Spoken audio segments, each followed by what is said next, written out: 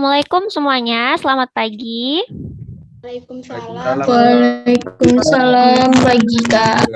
Selamat pagi. Wah, ya selamat ya kalian termasuk 100 orang tercepat yang bisa masuk ke dalam Zoom ini gitu. Apa yang kakak tampilkan udah terlihat ya? Sudah Kak. Sudah. Kak. Oke. Oke, makasih semuanya buat yang udah nyempatin waktunya untuk hadir di agenda salah satu agenda keren dari HITS Unja yaitu Time Traveler gitu ya teman-teman. Nah kalau dari SNPTN kemarin itu sudah pernah adain agenda ini juga dan udah ikut dan alhamdulillahnya mereka banyak yang merasa terbantu gitu. Semoga nantinya teman-teman yang ikutan agenda kita pada pagi hari ini juga merasakan hal yang sama gitu ya, merasakan terbantu juga. Nah teman-teman pasti udah lihat dong ya gambar atau pamflet yang kakak tampilin sekarang nih. Ada apa aja sih yang apa aja sih yang bakalan kita bahas gitu. Ada yang tentang pasca registrasi, pembayaran UKT, siakat unja, dosen PA, kontrak mata kuliah, dan seterusnya. Oke, sebelumnya mungkin teman-teman bertanya nih, siapa sih kakak yang lagi ngomong sekarang gitu. Mungkin ada yang pernah lihat kakak di sekitaran Mendalo, di kota Jambi, ataupun di Muaro Jambi mungkin. Nama kakak Gia Meilani, biasa dipanggil Kak Gia. Kakak dari Unja juga, Fakultasnya Keguruan dan Ilmu Pendidikan. Ada yang dari FKIP di sini? Udah Kak. Ada Kak. Ada. Mungkin ada yang dari prodi yang sama ya dengan kakak dari Pendidikan Kimia gitu. Kakak angkatan 2019. Nggak beda jauh lah ya umur kita. Oke, jadi sebelum kita lebih lanjut pembahasannya, kita harus tahu dulu nih, ketika kita mau jadi mahasiswa gitu, apa aja sih yang perlu kita persiapkan gitu. Di sini ada our prepare, ada 4 di sini kakak buat, ada dari segi administrasi, akademik, non akademik, kehidupan di rantau. Nah, kita satu-satu. Yang administrasi dulu. Administrasi ini yang berhubungan dengan apa? Contohnya itu daftar ulang, pembayaran UKT gitu ya. Nanti jadi teman-teman kan udah daftar ulang nih. Selanjutnya tuh bakal ngapain sih? Nah, itu bakalan kita bahas pada pagi hari ini. Nah, yang kedua, dari segi akademik. Nanti bakalan teman-teman kalau udah berlanjut ke tahap selanjutnya itu teman-teman bakalan kenal sama yang namanya siakat, KRS, PA, kontrak mata kuliah, apa itu SKS dan lain sebagainya. Nah, untuk teman-temannya yang dari SN yang udah pernah ikutan agenda ini mungkin udah tahu gitu ya. Tapi jangan khawatir, kalian nggak bakalan ketinggalan informasi kalau kalian masih ikutin agenda-agendanya dari HITS Unja gitu. Oke, yang selanjutnya yang ketiga itu persiapan non-akademik. Nah, non-akademik itu ada apa aja sih? Itu non-akademik yang tidak berhubungan dengan akademik pastinya ya.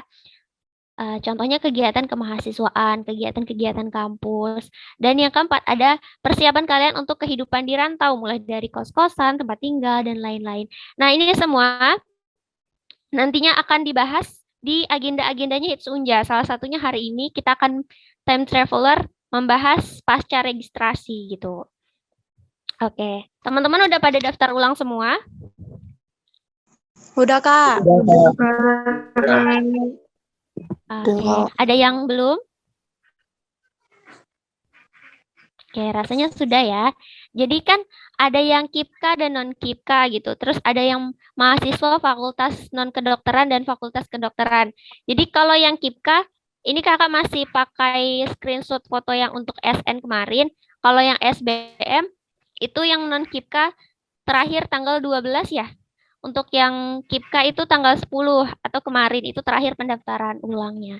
Nah, mungkin teman-teman udah pada daftar di sini dan teman-teman pasti kalau udah finalisasi data yang ditampilkan ataupun tampilan yang muncul itu mungkin akan seperti ini. Bisa terlihat? Untuk yang bagian tengah ini, yang ini itu merupakan tampilan teman-teman yang pendaftar non-KIP gitu. Yang bukan non-KIP tampilannya akan seperti ini, yang sebelah kanan ini yang non-KIP tapi yang fakultas kedokteran. Kalau yang KIP nanti ada tambahan satu lagi itu menunggu status penerimaan KIP gitu. Nah, teman-teman yang udah finalisasi data pasti tampilannya nanti akan seperti ini. Ada yang sudah diverifikasi, statusnya ada yang valid, ada yang tidak valid, ada juga yang masih menunggu verifikasi. Kemudian, oke. Nah, kakak punya rute perjalanan. Kita bakalan ditemenin sama karakter yang imut menurut kakak, tasnya kebesaran gitu ya. Karena banyak banget nih persiapannya, banyak banget semangatnya. Kakak analogikan ini sebagai mahasiswa gitu, mahasiswa Unja. Dia bakalan ngelewatin rute-rute perjalanan, our journey, perjalanan kita, dari mulai unggah berkas sampai nantinya duduk di bangku kuliah dengan manis gitu ya. Jadi kita bakalan ikutin perjalanan dia. Nah, jadi teman-teman, kalau teman-teman udah unggah berkas, udah finalisasi data, hal yang selanjutnya adalah yang dilakukan oleh kampus, yaitu pihak kampus memvalidasi data kalian gitu. Nah, ini ada 2 jalan. Sebelumnya ini kakak udah jelasin ya masalah validasi atau verifikasi gitu. Kalau teman-teman udah finalisasi data, tampilannya akan berubah menjadi seperti ini. Statusnya menjadi menunggu verifikasi. Dan perlu teman-teman perhatikan, mungkin banyak yang panik. Kakak lihat tuh di grup-grup pada bilang, ini udah tanggal 11 nih, terakhir kan tanggal 12, tapi status aku belum valid, masih menunggu verifikasi, dan lain-lain. Nah, teman-teman jangan panik, coba teman-teman perhatikan lagi, ada kotak kuning di atas tampilan finalisasi data kalian, itu ada kotak kuning. Nah, kalau yang SN kemarin itu, terakhir registrasinya mereka tuh tanggal 30, tapi terakhir verifikasinya itu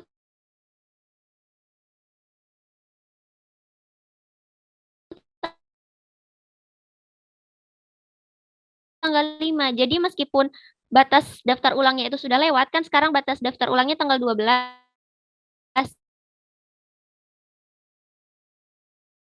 Nah, tanggal 2 itu. Karena itu bukan verifikasi non-KIP ya, sebelum tanggal 12 sudah upload berkas semuanya dan sudah finalisasi data. Tapi untuk yang KIP itu terakhir kemarin ya tanggal 10 harus udah finalisasi data. Terkait verifikasinya itu dari pihak kampus lagi yang menentukan. Nah, ada yang bertanya juga, Kak, ada nih teman aku baru 2 hari finalisasi data dia langsung valid. Aku udah dari tanggal 8 kemarin, Kak, udah dari tanggal 1 kemarin, Kak.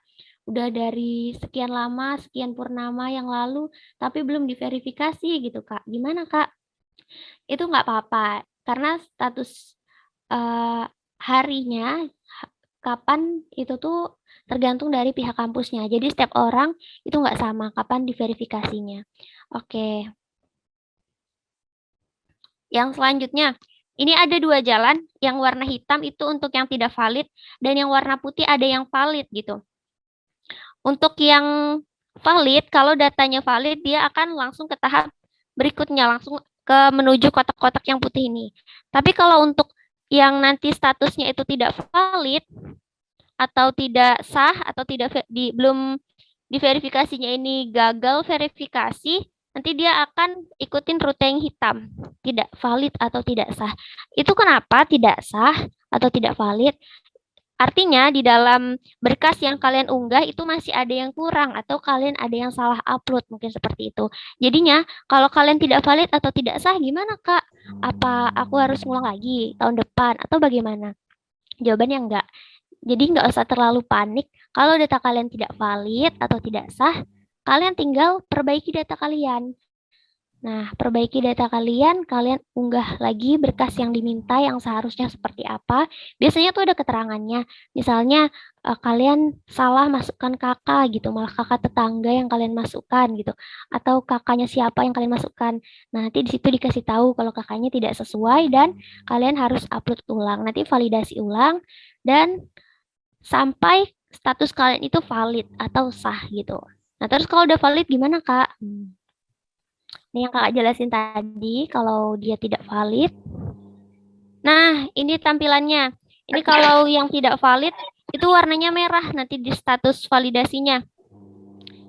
Contohnya yang seperti ini contoh dari punya mahasiswa Fakultas Kedokteran, ada yang salah upload gitu. Jadi disuruh upload ulang dokumen, tidak valid. Nah, ini dikasih tahu apa yang salah gitu.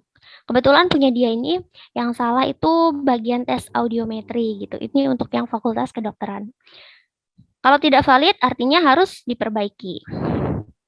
Nah, ini bentuk yang valid. Yang valid atau yang sah. Kalau misalnya Kak, kami masukin alamat rumahnya kemarin salah, Kak. Salah RT sama RW-nya terbalik gitu. Gimana, Kak? Nah, yang Kakak tanyakan lagi, apakah status kalian udah valid atau tidak valid? Kalau sudah valid, ya sudah, biarin aja. Kan data kalian udah disahkan gitu. Kalau tidak valid, baru kalian bisa perbaiki lagi. Nah, ini statusnya yang sudah valid akan warnanya hijau. Terus selanjutnya apa, Kak? Nah, jadi di sini ada 2 jalan. Ada jalan yang pendaftar KIPKA dan non-KIPKA. Jalannya sama apa beda, Kak? Jalannya hampir sama. Nih, kita bahas yang non-KIP dulu ya. Jadi, oh iya, Kakak mau ngingetin, mungkin kalau Kakak jelasinnya terlalu cepat, teman-teman bisa catat dulu nih di bagian mana yang kurang paham, di bagian mana yang kalian merasa ketinggalan, boleh kalian catat atau boleh kalian screenshot gitu. Nanti di akhir di sesi tanya jawab baru teman-teman bisa tanyain lagi ke Kakak, oke? Oke, jadi untuk jalur yang non-KIP nanti kan sudah validasi data tuh. Untuk yang non-KIP nanti bakalan keluar besaran UKT-nya. UKT itu apa? UKT itu uang kuliah tunggal atau biaya semesteran kalian untuk kuliah gitu, atau sama dengan SPP kalau sekolah. Nah, jadi UKT nanti nilai UKT kalian keluar yang non-KIP. Nah, untuk besaran UKT setiap orang itu sama atau beda, Kak? Setiap orang itu beda. Ya, sebentar ya.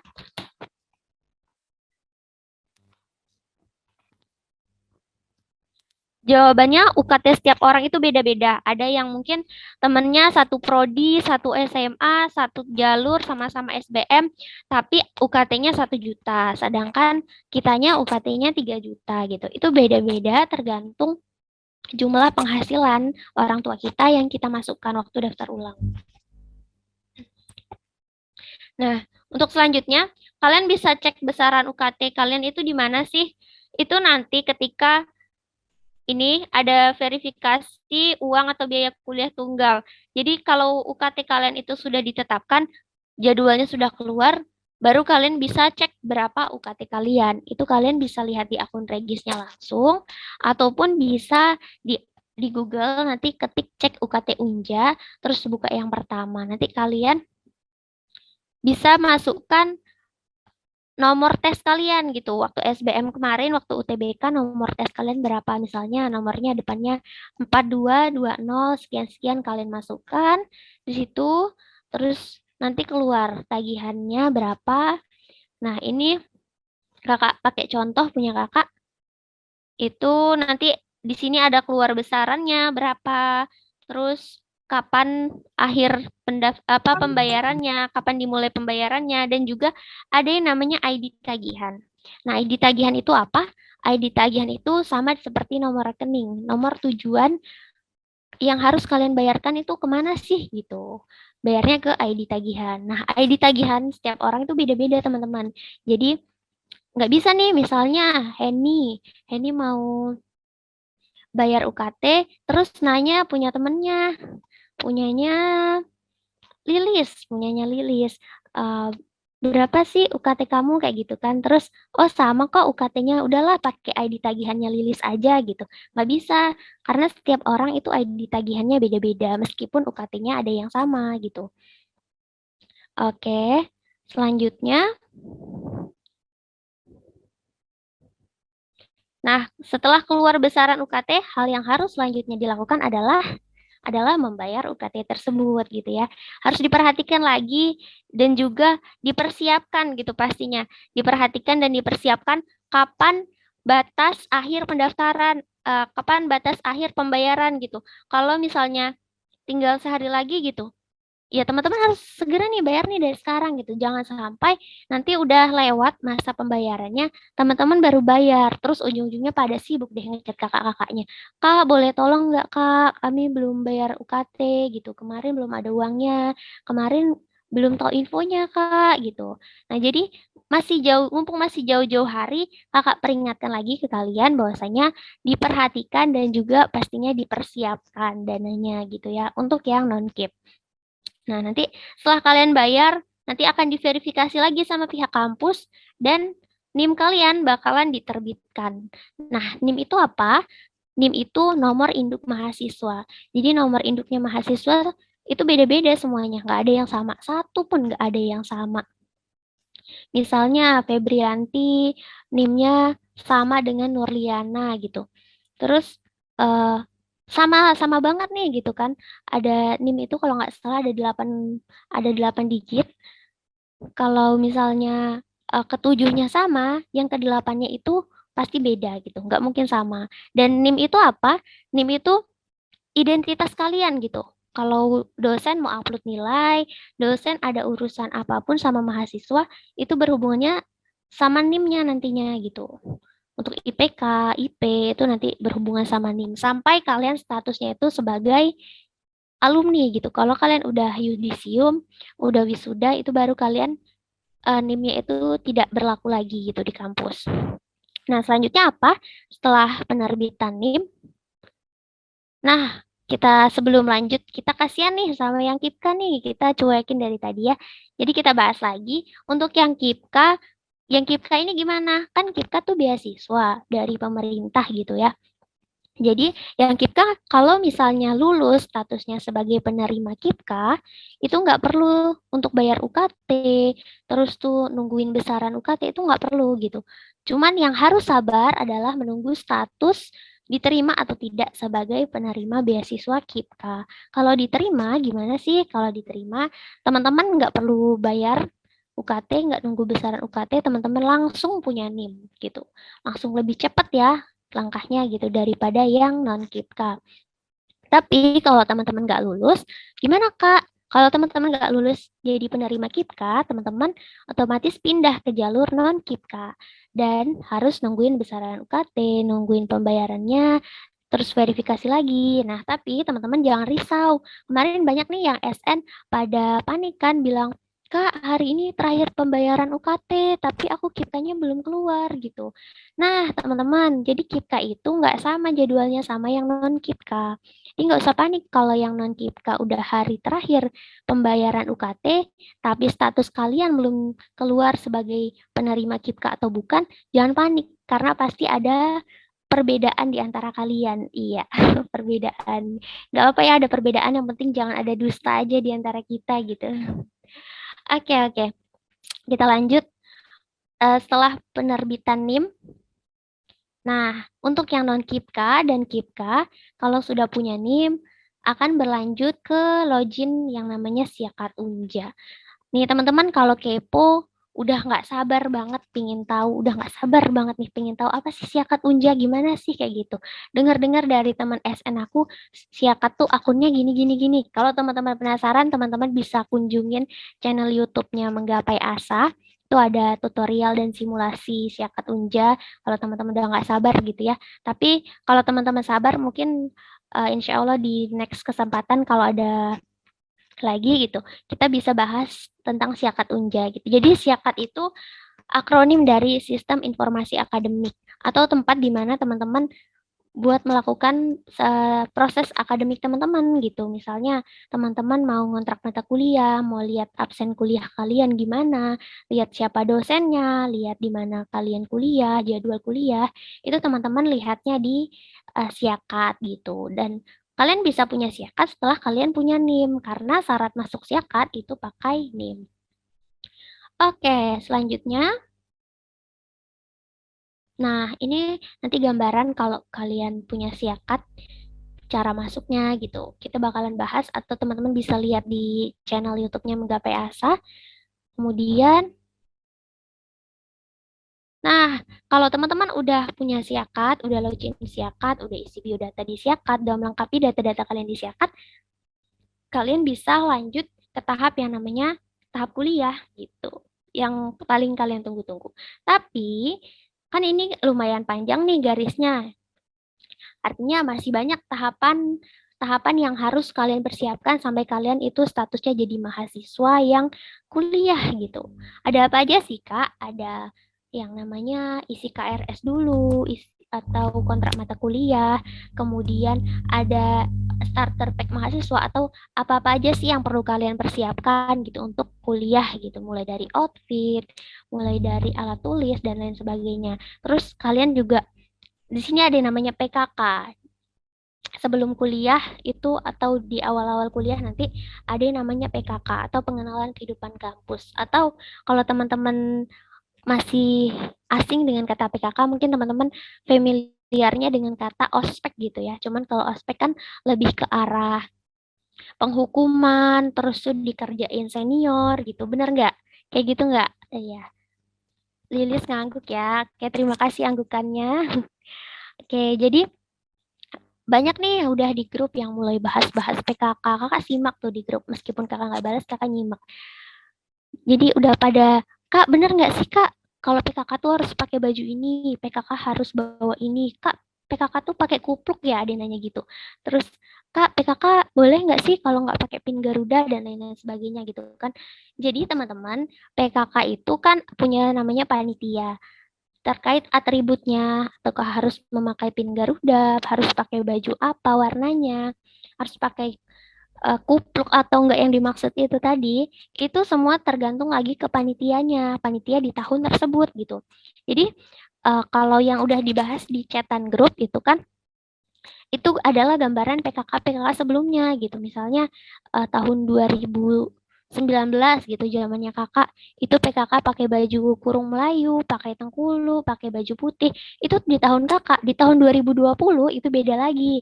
Mereka udah nggak pakai baju kurung lagi kayak gitu, udah pakai bajunya warna hitam dan krim misalnya kayak gitu. Itu jadi teman-teman jangan dijadikan patokan, jangan teman-teman repot-repot beli dulu gitu. Karena balik lagi itu semua tergantung keinginan dan kesepakatan panitianya mau warna apa gitu. Untuk PKK ini kakak rasa cukup, mungkin teman-teman jangan lagi ada yang bingung terkait DC gitu kan, mau mempersiapkan dari jauh hari daripada sia-sia gitu kan persiapan teman-teman, lebih baik nanti aja tunggu ada informasi resmi dari panitianya gitu. Terkait baju putih, mungkin kalau untuk baju putih boleh dipersiapkan gitu karena baju putih dan hitam itu pastinya bakal dipakai buat teman-teman nantinya ujian gitu. Kalau ujian semester, ujian tengah semester, teman-teman seminar proposal, sidang skripsi itu pakai baju putih hitam gitu. Oke, itu tadi sekilas tentang PKK. Oke, karena kakak rasa rute perjalanan kita ini udah jauh ya. Terus tadi juga ada yang bertanya tentang kuliah boleh nggak sih pakai kaos, boleh nggak sih pakai sendal, ada yang tanya gitu-gitu kan di chat.